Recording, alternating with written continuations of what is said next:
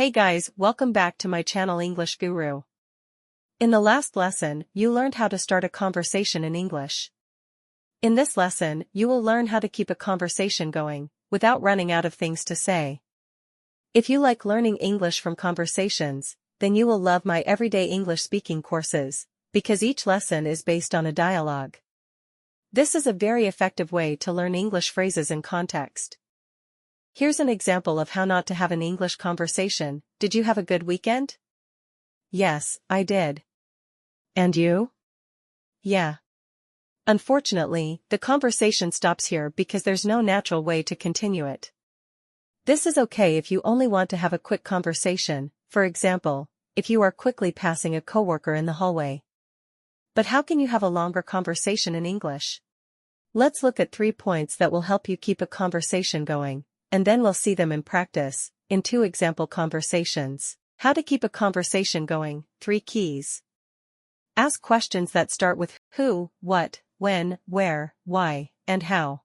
Try to avoid yes/no questions. In each of your answers, give 1 or 2 details that will help continue the conversation. You don't need to talk for a long time.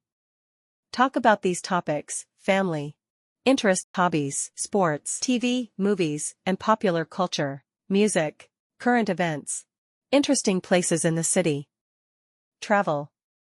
Unless the other person is a very good friend of yours, avoid topics like politics, religion, sex life, health problems, and personal finances.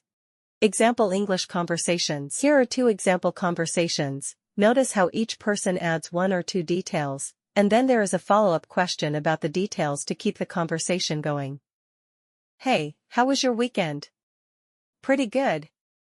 I went to a baseball game with my brother. Really? Who was playing? The Yankees and the Red Sox.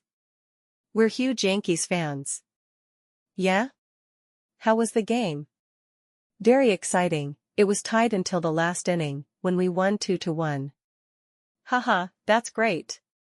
I can't say I'm a baseball fan, myself. I prefer basketball. Basketball, huh?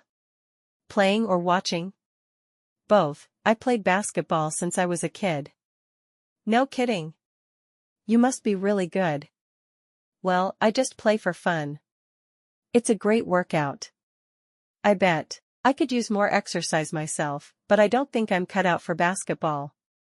I was thinking of joining a martial arts class. That sounds interesting. Which one? Conversation 2. What a beautiful day.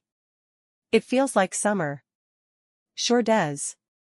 I can't wait for the summer. We're taking a big family vacation in June. Oh? Where are you going? We're going to Colorado for a month of hiking and camping. Have you ever been there? Yes, I've actually been to Denver twice on business trips, but they didn't involve any hiking. Haha. How about you, any special plans for the summer? No, not really. I'll probably take a few weekend trips to visit friends, but I'm saving up my vacation time for December, when I'm going to Costa Rica. Wow, why Costa Rica? Well, my best friend from college lives there now. She owns a hotel, and she invited me to spend a couple of weeks there to escape the cold winter weather. How wonderful. Do you speak any Spanish? Barely any, only what I remember from classes in high school. I think some English learners can be a little afraid of having conversations because they're afraid they'll have to speak for a long time. But as you can see from these examples, each person just says 1 or 2 sentences, and then it's the other person's turn to speak. It's a balanced interaction. A conversation involves taking turns, not just one person talking on and on for a long time. So don't be scared to have conversations in English. I know you can do it, and remembering the tips from this video will really help you. Thanks for joining me today, and don't forget to like, share, and subscribe for more videos like this. See you in the next video.